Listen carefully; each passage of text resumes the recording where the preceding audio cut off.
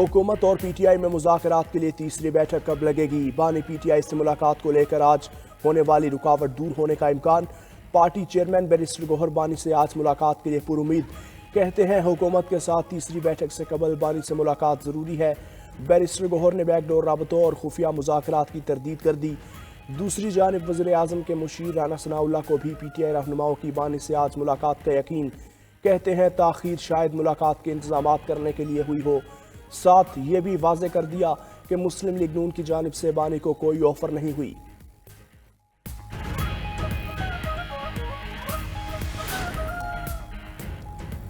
बानी का वाज़े पैगाम है कि वो कोई डील नहीं चाहते। बानी की हमशीरा अलीमा खान ने कहा, मुज़ाकरात से तासुर दिया जा रहा है कि बानी पीटीआई एनआरओ लेकर जेल से बाहर आना चाहते हैं। उनके दो मुतालबे हैं, एक बेगुनाह कारकुनान की जेलों से रिहाई और दूसरा जुडिशल कमीशन का क़याम। बानी पीटीआई ने अपने केसेस में सज़ा सुनाने का मुतालबा किया है ताकि दुनिया को भी पता चले आपने किस किस्म के केस बनाए हैं। शरीफ का इंसानी स्मगलर्स की जायदादों और असासों की जब्तगी का हुक्म। इंसानी स्मगलिंग में मुलविस ग्रोहों को निशान इबरत बनाएंगे। शहबाज शरीफ का दो टोक ऐलान।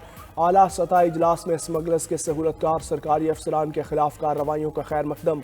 शहबाज शरीफ ने हिदायत की कि मकरूह धंधे में मुलविस तमाम अफराद के खिलाफ इस्तगासा के अमल को मजीद मौसर बनाए।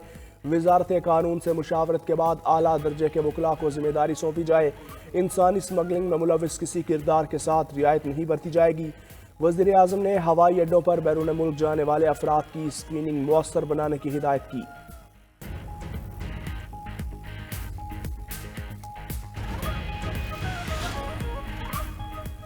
पंजाब के मैदानी इलाके धुंध में गुम। हद निगाह इंतहाई कम होने पर मोटरवेज मुख्तलिफ मकामात से बंद। रास्ते धुंधलाने पर मोटरवे M2 पर लाहौर से कोट मोमिन तक ट्रैफिक का दाखिला मना। M3 पर लाहौर से अब्दुल हकीम तक गाड़ियों को दाखिले की इजाज़त नहीं। मोटरवे M4 पर पिंडी भटिया से फैसलाबाद तक एंट्री रोक दी गई।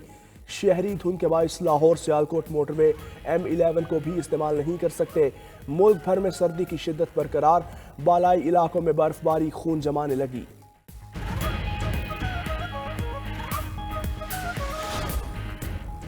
अमरीकी रियासत ओहायो में बर्फबारी का 48 साला रिकॉर्ड टूट गया।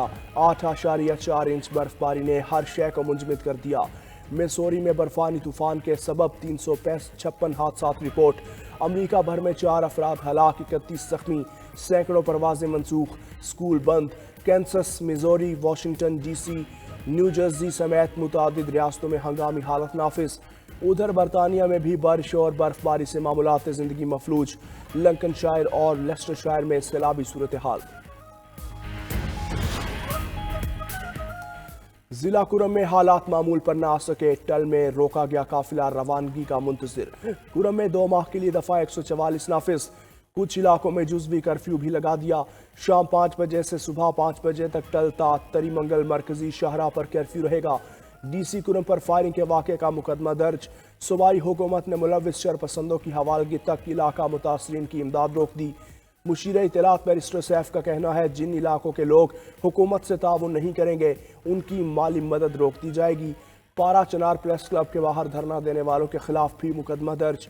रोड बंद करने और दफा 144 की खिलाफ वर्जी पर 200 से जायद अफराद नामजद। बुल्गारी सेट का तोहफा तोशाखाना में जमा ना करवाने पर कार्रवाई बनती है नहीं। इस्लामाबाद हाई कोर्ट ने बानी पीटीआई के खिलाफ तोशाखाना 2 केस को मजीद इंक्वायरी का केस करार दे दिया। जमानत मंजूरी का तफसीली फैसला जारी। अदालत ने लिखा कि केस FIA को मुंतकिल होने के बाद तफ्तीशी ऑफिसर ने बानी पीटीआई से सवाल करने की ज़रूरत नहीं समझी। 2018 के तोशाखाना रूल्स के मुताबिक तोहफा नहीं बल्कि सिर्फ रसीद जमा करवाना लाजिम थी। तोहफे की कीमत का तयन करने वाले सुहेब अब्बासी चेयरमैन नैब की जानिब से मुआफ़ी मिलने पर किस्में वादा माफ गवाह बने। मेरे बच्चों, जो आपको ये कह दे आग लगा दो अपने मुल्क को, मेट्रो बस के जंगले तोड़ दो, सड़कें ब्लॉक कर दो, कारोबार बंद कर दो, रास्ते रोक दो, घेराव कर लो, पेट्रोल बॉम्ब्स फेंक दो, गोलियां चला दो, पुलिस वालों के सर तोड़ दो, इस बहकावे में कभी मत आना, किसी का ईंधन मत बनना। अगर ये बात अच्छी होती तो आज वो बच्चे माफी मांग के जेलों से बाहर ना आते। جو کہے ملک کو آگ لگا دو اس کے بہکاوے میں نہ آنا، جلاؤ گھیراؤ اور توڑ پھوڑ میں کسی کا ایندھن نہ بننا۔ وزیر اعلیٰ پنجاب مریم نواز کی طلباء کو نصیحت، کہا سیاسی پسند اور ناپسند بری بات نہیں، لیکن انتشار اور فساد کی سیاست نے نوجوانوں کے ذہنوں کو زہر آلود کر دیا۔ بچے معافی مانگ کر جیلوں سے باہر آئے تو تکلیف ہوئی۔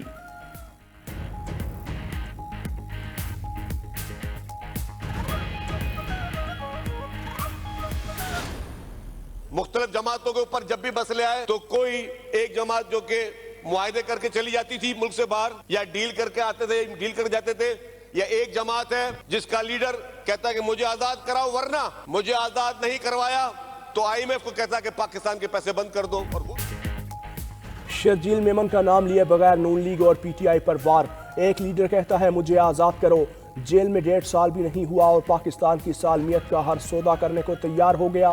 پاکستان کو بیرون ملک سے دھمکیاں دلوا رہا ہے۔ ایک اور جماعت جب مشکل میں آتی ہے تو اس کے لیڈر معاہدہ کر کے باہر چلے جاتے ہیں، ڈیل کر کے واپس آتے ہیں۔ پیپلز پارٹی واحد جماعت ہے جس نے لیڈرز نے ملک کے لیے جانوں کی قربانیاں دی ہیں۔ سندھ اسمبلی میں جوشیلا خطاب، کہا یہ لوگ اسرائیل کے ملازم ہیں، ڈونلڈ ٹرمپ کی جیت پر اتنے خوش تھے جیسے ان کے پردادا منتخب ہو گئے ہوں۔ کوئی سوشل میڈیا پر کتنا ہی بڑا ہیرو بن جائے، ذوالفقار بھٹو کا مقابلہ نہیں کر سکتا۔ ہمارے ملک کی جمہوریت اور پارلیمانی سیاست معیاری نہیں، خیبر پختونخوا میں بھی فارم 47 کی حکومت ہے۔ سربراہ JUI مولانا فضل الرحمان کا پشاور میں تقریب سے خطاب، کہا ہمیں حالات کے ساتھ چلنا پڑتا ہے لیکن اپنے اسلاف کے عقائد و نظریے پر کبھی سمجھوتا نہیں کیا۔ ہماری جدوجہد آج بھی جاری ہے اور کل بھی جاری رہے گی۔ مولانا نے مزید کہا ہمیں پتہ ہے کہ کرم کا مسئلہ کیسے حل ہوگا، مگر ہمیں پیغام دیا جاتا ہے کہ آپ ہوتے کون ہیں کرم مسئلے کو ٹھنڈا کرنے والے۔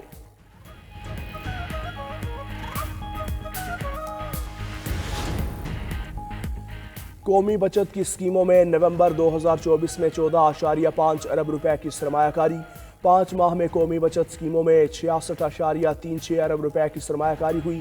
مرکزی بینک نے قومی بچت اسکیم میں سرمایہ کاری کے اعداد و شمار جاری کر دیے۔ اسٹیٹ بینک کے مطابق ریگولر انکم سرٹیفکیشن میں 3.49 ارب روپے کی ریکارڈ آمد دیکھی گئی۔ نومبر 2024 میں پرائز بونڈز میں 1.47 ارب روپے لگائے گئے۔ کینیڈین وزیر اعظم جسٹن ٹروڈو نے اپنے عہدے سے استعفیٰ دے دیا، پارٹی صدارت بھی چھوڑ دی، انتخابات میں حصہ نہ لینے کا اعلان۔ نئے وزیر اعظم کے انتخاب تک فرائض انجام دیتے رہیں گے۔ غیر ملکی میڈیا کے مطابق جسٹن ٹروڈو کو اپنی پارٹی کے اندر سے دباؤ کا سامنا تھا۔ مخالفین ٹروڈو کی غلط امیگریشن پالیسی کو ہدف تنقید بناتے ہیں۔ کینیڈا میں عام انتخابات اکتوبر کے آخر تک ہوں گے۔ حالیہ سروے پولز میں لبرل پارٹی کی مقبولیت میں کمی دیکھی گئی۔